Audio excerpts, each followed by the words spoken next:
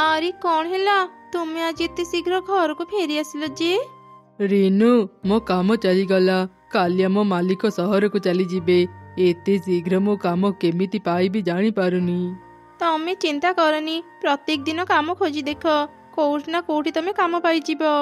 से दिन बीतीगला पर दिन राजू चढ़ी काम खोजिबा को गला। से दिन से कोउठी भी काम पाइलानी। संध्या हेबा परे से मन दुखरी घर को फेरी आसिला। रेणु मो मुंडटा भारी बिंधुची मते गोटे कप चा आनी देलु। ए निया। अरे वाह रेणु तू केते भल चा तैयारी करि पारु। मो मुंड बिंधा पूरा पूरी दूर हो गला। तो चा देखी मते एक उपाय मिल गला। आमे जदि दुकान दे चा बिक्री करि पारंती खूब भल टंका रोजगार करि पारंती। बहुत भल कथा भाविच। मु केवल चा नुह मु भल कॉफी भी तैयारी करि पारी। तुमे काली ही दुकान खोलिबार व्यवस्था कर मु चा और कॉफी तैयारी करि देबी। एमिति से दिन बीतीगला। पर दिन सकाळे राजू और रेणु मिसी एक दुकान खोलिले। से माने चा और कॉफी तैयारी करि बिक्री कले। ओहो सकाळ सकाळ भारी शीत लागुची। अरे राजू भाई रेणु भाउज तमे दु जण चा दुकान देछ। दियो दियो मते गोटी कप चा दियो।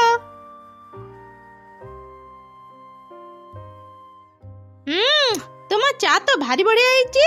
एबे मु प्रत्येक दिन तुम दुकान रु ही चा पीबी। एमिति धीरे धीरे पूरा जंगल रे राजू और रेणुर चा दुकान प्रचार हो गला। प्रत्येक दिन सकाळे अनेक चढ़ई चा पीबा पई तांको दुकान को आसुथिले। कीरे कॉफी देखुचु मो पॉपुलारिटी केते। समस्ते सकाळु सकाळु मते पीबा पई केमिति दुकान सामने रे भीड़ जमीचंती। हाँ हाँ सस्तार जिनस समस्ते टिके बेसी खांती ना सेति पई भीड़ जमीचंती। सस्ता काहाकू कहूचु सहर हो कि गाँ सबु जगह केते बड़ बड़ टी स्टॉल अछि। थरे देखि आसीबु जा। मो संगरे निजको तुलना करूचु। मोर गोटे कॉफी शॉप रे तोर 10टा टी स्टॉल पसी जिबे जानिचु। ताहाले सेटाको कॉफी शॉप काहेकि कहूचु। सिनेमा हॉल घोषणा करि दे 10 टंकार कॉफी पीबा पई बड़ बड़ सीट नै बसिबे। कौन हैला 10 टंका? मोर गोटे कॉफीर दाम सुनिले तो 5 टंकार पति सुखी जिवो। थाउ थाउ आउ बेसी फुटाणी मारनी। थरे आगो को देखे केमिति समस्ते मते पी पी गप करूचंती। याकू ही कहंती असल मजा। तो भली नुह जे गोटे कॉफी को धरी 10टा फोटो उठेकी सोप करिवे। हाँ सोप करिबा जिनिस बोली तो मते सोप करंती। काहेकि ना मोर गोटे स्टैंडर्ड अछि। एमिति सेमिति मते केही पी पारिबेनी। जो माने धनी सेही माने ही मते पी पारिबे। तू बोधे ग्रीन टी कथा भूली जाउचु। सेही धनी माने ग्रीन टी न पीले तांको हेल्थ ठीक रुहेनी। ग्रीन टी जेमिति हेल्दी सेमिति एंटीऑक्सीडेंट रे भरपूर। अरे रक्त एंटीऑक्सीडेंट एबे समस्तंको दरकार इंस्टेंट एनर्जी। तोठू 5 गुणा अधिक मोर कैफीन अछि। मो मनीष मानक एनर्जी सुपर फास्ट हाई कर दिए। सेथि पई त मो मनीष मानक फेवरेट। हाँ सुपर फास्ट एनर्जी किछि समय पर सुपर डाउन कर दिए। तते पीले लोकों को आखिरो निद हजि जाए। निद न हेबा पई ही लोक माने मते पियंती। काहेकि ना लोक माने राति सारा उजागर रही काम करंती। मो तो भलिया टाइम पास रो ड्रिंक नुह बुझिलु। मिक्सचर मुढ़ी सह तते पीले लोक मानक पेटरे गैस्ट्रिक बाहरी जाए। हाँ सेथि पई नाली चा अछि। नाली चा पीले केबे गैस्ट्रिक हेबनी। मु तो भलिया नुह जे जहाको क्षीर चीनी छडा बनै हेबनी। मोर बहुत भेराइटी अछि। अदा चा लेंबू चा मसला चा इलायची चा लुण चा आउ कौन कौन दरकार खाली कह। ना ना आउ किछि दरकार नहीं। मसला सब तो देई सारिलुनी। एबे खाली मांस पकेकी तरकारी बनै दे। ए तरकारी कहिबुनी ताकू तंदूरी चा कहा जाए। मोर एते प्रकारर चा अछि जे जदि तते एबे ता ना कहिबी तो सुखिकी पाउडर हे जिवु बुझिलु। जा जा 5 प्रकारर भेराइटी कही निजको बड़ भाबुचु। तेल लुण मसला तो पकई विभिन्न प्रकार ना कही निजको 50 प्रकारर बनै नैचु। एमिति तो लोक माने मोर 30 प्रकार बीन्स खांती। मु भी जदि चाहिबी निजको एटा सेटा ना दे 300 प्रकारर भेराइटी बनै परिबी। हाँ नार भेराइटी तू करि परिबो हेले कामर भेराइटी मो सह तोर केबे तुलना हेबनी। 5 टंका रु 5000 टंका छोट दुकान रु 5 स्टार होटल सबुठी मु अछि। जो दुकान जेमिति सेठी सेमिति स्टैंडर्ड मोर। हाँ तोर जेमिति स्टैंडर्ड तो सांग मान करबी सेमिति स्टैंडर्ड। लोके तते जहा सांगरे चाहती ता सांगरे मिसेकी पी पारंती। ए जेमिति बिस्कुट मुढ़ी रोटी निमकी हेले मोर सेमिति नुह। कुकीज और सैंडविच सांगरे मते पियंती। मो सांग माने केते हाई फाई स्टैंडर्ड रो। ଏଇ କଫି ମୁହଁ ସମ୍ଭାଳି କଥା କହ। ମତେ କହିଲୁ କହିଲୁ ମୋ ସାଙ୍ଗମାନଙ୍କ ନାଁରେ କିଛି ବି କହିପାରିବୁନି। ତୋ ସାଙ୍ଗମାନଙ୍କ ପାଖରେ କଣ ଅଛି ଯେ ମୁଁ ତାଙ୍କ ନାଁରେ କହିବି? ମୋ ସାଙ୍ଗମାନଙ୍କ ପରିକା ସେମାନେ କେବେ ହେଇପାରିବେନି। ଆଉ ବେଶୀ ଫୁଟାଣି ମାନି। ତୁ ଯେତେ ହାଇଫାଇ ହେଇଥା, ତୋ ପାଖରେ ହେଲ୍ଦି ଜିନିଷ ହିଁ ନାହିଁ। ସମସ୍ତେ ହେଲ୍ଦି ଖାଇବା ନୁହଁ, ଟେଷ୍ଟି ଖାଇବା ଚାହାନ୍ତି। ମୋ ପପୁଲାରିଟି କେତେ ଜାଣିଲେ ତୁ ପୋଡ଼ିକି କଳା ହେଇଯିବୁ। ପପୁଲାରିଟି କଥା ତୁ କହୁଛୁ? ଯା ଦେଖିବୁ, ପ୍ରତ୍ୟେକ ଦିନ ସକାଳେ ସମସ୍ତଙ୍କ ଘରେ ଘରେ ମୁଁ ତିଆରି ହୁଏ। ଶୀତ ଦିନ ଆସିଲେ ଲୋକମାନେ ତତେ ଟିକେ ମନେ ପକାନ୍ତି। ହେଲେ ମତେ ସେ ଗରମ ହେଉ କି ଶୀତ ହଉ କି ବର୍ଷା ହଉ, ସବୁ ଋତୁରେ ମତେ ପିଅନ୍ତି। ତୁ ବୋଧେ କୋଲ୍ଡ କଫି କଥା ଭୁଲି ଯାଉଛୁ। ଗରମ ଦିନରେ ସମସ୍ତେ କଫିରେ ବରଫ ପକେଇ ପିଇ ପାରନ୍ତି, ସେଥିପାଇଁ ମୁଁ ହେଉଛି ସବୁଠୁ ବେଷ୍ଟ। ଡକ୍ଟରଙ୍କୁ ଯଦି ପଚାରିବୁ ସେ କହିବେ କଫିଠୁ ହେଲ୍ଦି ଚା। ନିଜକୁ ମନେ ମନେ ବେଷ୍ଟ ଭାବୁଛୁ। ଚୁଲିକି ଯାଉ ତ ଡାକ୍ତର। ବଡ଼ ବଡ଼ ଦେଶରେ ବଡ଼ ବଡ଼ ଲୋକମାନେ ମତେ ହିଁ ବେଶୀ ପିଅନ୍ତି, ଆଉ ତୁ ମନେ ମନେ ନିଜକୁ ବେଷ୍ଟ ଭାବୁଛୁ। ତୁ କହିଦେଲେ କଣ ତୁ ବେଷ୍ଟ ହେଇଯିବୁ? ସମସ୍ତେ ଜାଣନ୍ତି କିଏ ବେଷ୍ଟ। କେଟଲିରେ ଫୁସଫୁସ ହେଉଥିବା ଚା କହୁଛି ସେ ବେଷ୍ଟ। ଯା ଯା, ଆଇନାରେ ନିଜ ମୁହଁ ଦେଖିବୁ ଯା। ତୋଠୁ ବେଷ୍ଟ ମୁଁ। ଚୁପ୍ କର ପାଉଡର ଗୁଣ୍ଡ। ମୁଁ ସବୁଠୁ ବେଷ୍ଟ। ନା, ବେଷ୍ଟ ମୁଁ। ନା, ବେଷ୍ଟ ମୁଁ। ଚୁପ୍ କର, ବେଷ୍ଟ ହଉଛି ମୁଁ। ନା, ବେଷ୍ଟ ହଉଛି ମୁଁ। ଏକ୍ସକ୍ୟୁଜ ମି, ତମ ଦୁଇ ଜଣଙ୍କଠୁ ବେଷ୍ଟ ହଉଛି ମୁଁ। କିଏ ରେ ତୁ? ମୁଁ ମୋ ନାଁ ହଉଛି ଚାଫି। ମାଲିକାଣୀ ମତେ ନୂଆ ବନିଛନ୍ତି। ସମସ୍ତେ ମତେ ପିଇବା ପାଇଁ କେମିତି ଭିଡ଼ ଜମିଛନ୍ତି ଦେଖ। ଆରେ ବା ରିନୁ ଭାଉଜ, ଇଏ କେମିତିକା ଚା? ଭାରି ବଢିଆ ଲାଗୁଛି ତ। ଆରେ ମିଟୁ ଭାଇ, ଇଏ ଚା ନୁହଁ, ଇଏ ଚାଫି। କଫି ଆଉ ଚା ମିଶେଇକି ମୁଁ ବନେଇଛି। ଓ ଆଚ୍ଛା, ଚାଫି ମତେ ଭାରି ବଢିଆ ଲାଗିଲା। ଏବେ ମୁଁ ପ୍ରତ୍ୟେକ ଦିନ ଏଇ ଚାଫି ପିଇବି। ହଁ ହଁ, ଆମକୁ ବି ଚାଫି ଦିଅ, ଆମେ ବି ପିଇବୁ। ଦେଖିଲ, ସମସ୍ତେ ମତେ କେତେ ଭଲ ପାଆନ୍ତି। ତମ ମାନଙ୍କ ଦିନ ଏବେ ସରିଲା। ଯଦି ଝଗଡା କରିବ, ଯାଅ ସେପଟେ ଝଗଡା କର। ମୁଁ ଏଠି ଏବେ ରହିବି। ଆରେ ପୁଅ, ତୁ କୁଆଡେ ଯାଉଛୁ କି? ମୁଁ ବଜାରକୁ ଯାଉଛି। ମୋ ଦୋକାନ ଖୋଲିବାର ସମୟ ହେଇଗଲାଣି। ତୁମେ କିଏ? ମତେ କାହିଁକି ଡାକୁଛ? ଆରେ ପୁଅ, ମୁଁ ବି ଏବେ ବଜାରକୁ ଯାଉଛି। ମୋ ପାଖରେ ଅନେକ ଗୁଡ଼ିଏ ବିସ୍କୁଟ ଅଛି। ମୁଁ ଏ ସବୁ ବିସ୍କୁଟ ନେଇ ବଜାରରେ ବିକ୍ରି କରିବି। ହେଲେ ଏତେ ଗୁଡ଼ିଏ ବିସ୍କୁଟ ଓଜନିଆ ହେଇଥିବାରୁ ମୁଁ ଥକିଗଲି। ଏଠି ଟିକେ ଆରାମ କରୁଥିଲି, ସେତେବେଳେ ମୁଁ ତତେ ଦେଖିଲି। ପୁଅରେ, ମତେ ଟିକେ ସାହାଯ୍ୟ କର।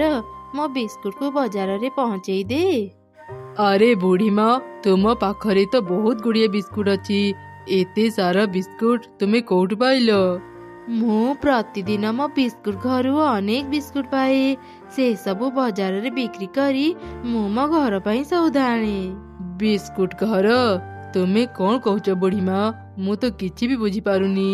ତୁମେ କୋଉଠି ରୁହ ବୁଢ଼ୀମା? ଆରେ ପୁଅ, ମୋ ଘର ପାଖ ଜଙ୍ଗଲରେ। ମୋ ପାଖରେ ଗୋଟେ ଯାଦୁର ବିସ୍କୁଟ ଘର ଅଛି। ପ୍ରତିଦିନ ସେ ବିସ୍କୁଟ ଘରୁ ମୁଁ ଅନେକ ବିସ୍କୁଟ ପାଏ। ସେସବୁ ମୁଁ ବଜାରରେ ବିକ୍ରି କରି ମୋ ଘର ପାଇଁ ସଉଦା ଆଣେ। ଓ ଏଇ କଥା ବୁଢ଼ୀମା। ବଜାରରେ ମୋର ଗୋଟେ ସଉଦା ଦୋକାନ ଅଛି। ତୁମେ ମୋ ସାଙ୍ଗରେ ବଜାରକୁ ଚାଲ। ମୁଁ ତୁମର ସବୁ ବିସ୍କୁଟ ନେଇ ତୁମକୁ ମୋ ଦୋକାନର ସଉଦା ଦେବି। ଆଚ୍ଛା ଠିକ ଅଛି ପୁଅ। ତାପରେ କାଉ ବୁଢ଼ୀ ଚଢ଼େଇ ଆଉ ସେ ବିସ୍କୁଟକୁ ନେଇ ବଜାରକୁ ଗଲା। ସେ କିଛି ସଉଦା ବୁଢ଼ୀ ଚଢ଼େଇକୁ ଦେଲା। ବୁଢ଼ୀ ଚଢ଼େଇ ସେସବୁ ସଉଦା ନେଇ ତା ଘରକୁ ଚାଲିଗଲା। ଆରେ ବାଃ, ଏ ବୁଢ଼ୀ ଚଢ଼େଇ ପାଖରେ ଗୋଟେ ଯାଦୁର ବିସ୍କୁଟ ଘର ଅଛି। ମୁଁ ଯଦି ବୁଢ଼ୀ ପାଖରୁ ସେ ବିସ୍କୁଟ ଘର ଆଣିପାରନ୍ତି, ଖୁବ୍ ଶୀଘ୍ର ମୁଁ ବିସ୍କୁଟ ବିକ୍ରି କରି ଧନୀ ହେଇଯାନ୍ତି। ଆରେ ତୁ କୁଆଡ଼େ ଗଲୁ? ତୁ ରେଡି ହେଲୁ କି ନାହିଁ? ଅନେକ ସମୟ ହେଇଗଲାଣି। ଆମକୁ ପୁଣି ସେ ବୁଢ଼ୀର ଘର ଖୋଜିବାକୁ ପଡ଼ିବ। ଆରେ ଏଇ ତ ମୁଁ ଆସିଗଲି। ମୁଁ ଏମିତି ପାଏସ ବନେଇଛି ଯେ ସେ ବୁଢ଼ୀ ଜମା ଜାଣିପାରିବନି ଏ ପାଏସରେ ବିଷ ମିଶିଛି ବୋଲି।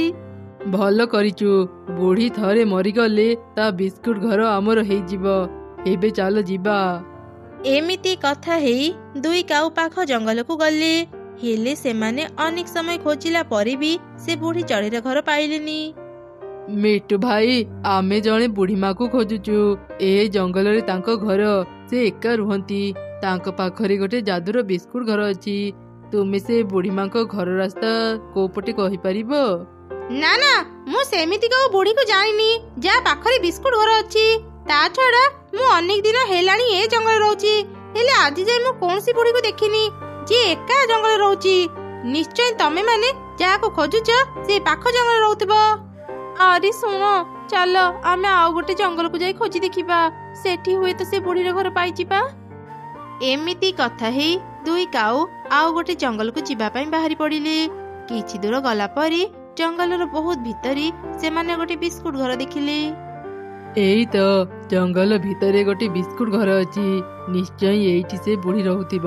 ଚାଲ ସେଠାକୁ ଯିବା। ବୁଢ଼ୀ ମା, ତୁମେ ଏଇଠି ଅଛ? ଆମେ ଭାବୁଥିଲୁ ତୁମ ଘର ପାଖ ଜଙ୍ଗଲରେ। ଆମେ ତୁମକୁ ଖୋଜିବା ପାଇଁ ସେଠାକୁ ଯାଉଥିଲୁ। ଓହୋ, ଆଚ୍ଛା, ଭଲ ହେଲା ତମେ ମାନେ ଆସିଗଲ। ମତେ ଆଉ କଷ୍ଟ କରି ତୋ ଦୋକାନକୁ ଯିବା ପାଇଁ ପଡ଼ିବନି। କିଛି ସମୟ ଏଠି ଅପେକ୍ଷା କର, ମୁଁ ଏବେ ବିସ୍କୁଟ ଘରୁ ବିସ୍କୁଟ ଆଣି ଦଉଛି। ବୁଢ଼ୀ ମା, ମୁଁ ତୁମ ପାଇଁ ମିଠା ପାଏସ ଆଣି ଦେଇଛି, ନିଅ ଆଗ ଖାଇନିଅ। ଆଚ୍ଛା ହଉ, ଦେ।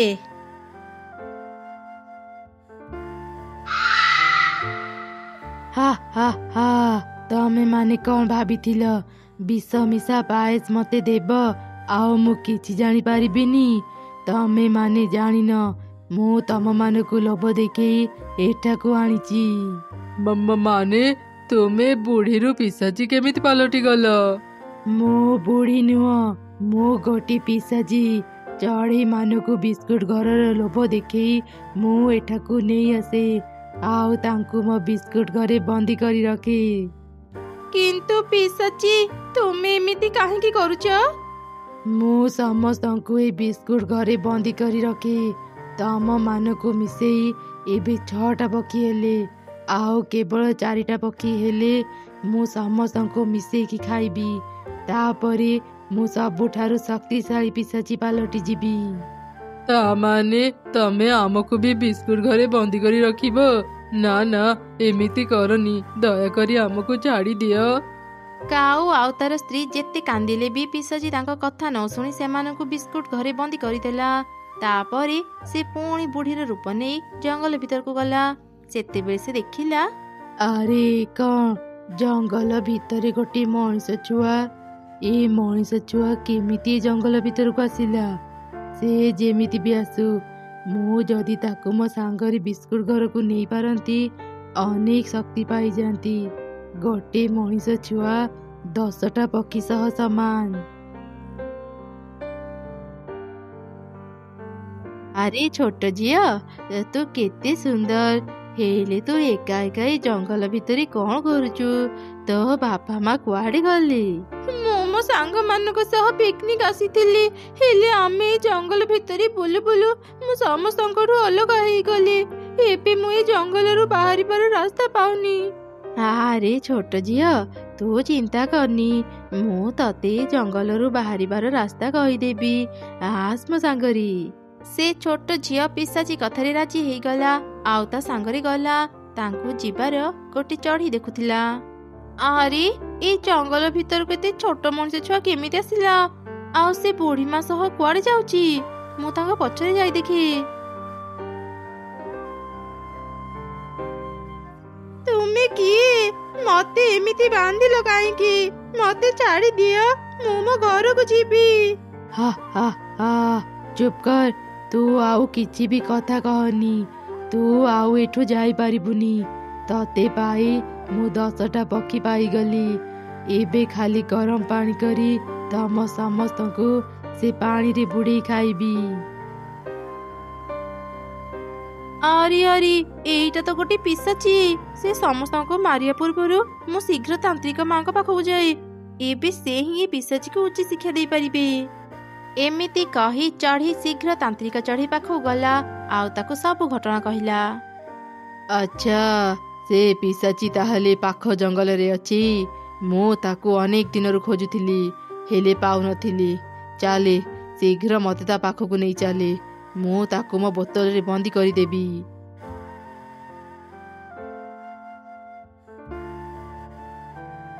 ଆରେ ଦୁଷ୍ଟ ପିଶାଚି, ଗରମ ପାଣି କରୁଛୁ? ଏବେ ତତେ ଆଉ କଷ୍ଟ କରି ଗରମ ପାଣି କରିବାକୁ ପଡ଼ିବନି। ତୁ ଏଠାକୁ କେମିତି ଆସିଲୁ? ଚାଲିଯା ଏଠୁ। ପିଶାଚି କିଛି କରିବା ପୂର୍ବରୁ ତାନ୍ତ୍ରିକ ତାକୁ ବୋତଲରେ ବନ୍ଦୀ କରିଦେଲା। ଆଉ ସେ ବିସ୍କୁଟ ଘରକୁ ବି ନଷ୍ଟ କରିଦେଲା। ଏ କଣ କଲୁ? ଛାଡ଼ିଦେ ମତେ, ମତେ ବୋତଲରୁ ବାହାର କର। ତୁ ଏବେ ସାରା ଜୀବନ ଏଇ ବୋତଲରେ ବନ୍ଦୀ ହେଇ ରହିବୁ। ଆଉ ତମେ ସମସ୍ତେ ଏବେ ନିଶ୍ଚିନ୍ତରେ ଘରକୁ ଯାଅ। ଚଢ଼େଇ ପାଇଁ ତମେ ମାନେ ଆଜି ରକ୍ଷା ପାଇଗଲ। ଚଢ଼େଇ, ତତେ ଅନେକ ଅନେକ ଧନ୍ୟବାଦ। ଆଜି ତୋ ପାଇଁ ଆମ ଜୀବନ ବଞ୍ଚିଗଲା। ଆଜି ଆମେ ବି ବହୁତ ବଡ଼ ଶିକ୍ଷା ପାଇଲୁ। ଆଉ ଦିନେ ବି ଆମେ ଲୋଭ କରିବୁନି। ହଁ, ଠିକ କହିଲ। ଲୋଭର ପରିଣାମ ସବୁବେଳେ ଖରାପ ହେଇଥାଏ। ଏଇ ମଣିଷ ଛୁଆଟି ପାଇଁ ହିଁ ମୁଁ ତୁମ ସମସ୍ତଙ୍କୁ ବଞ୍ଚେଇ ପାରିଲି। ଚଢ଼େଇ, ମୁଁ ଘରକୁ ଯିବି। ଦୟାକରି ମତେ ମୋ ଘରେ ପହଞ୍ଚେଇ ଦିଅ। ହଁ ହଁ, ମୁଁ ଏବେ ତୁମକୁ ନେଇ ତୁମ ଘରେ ପହଞ୍ଚେଇ ଦେବି। ତାପରେ ସବୁ ଚଢ଼େଇ ନିଜ ନିଜ ଘରକୁ ଫେରିଗଲେ। ମା ଚଢ଼େଇ ବି ମଣିଷ ଛୁଆକୁ ନେଇ ତା ଘରେ ପହଞ୍ଚେଇ ଦେଲା।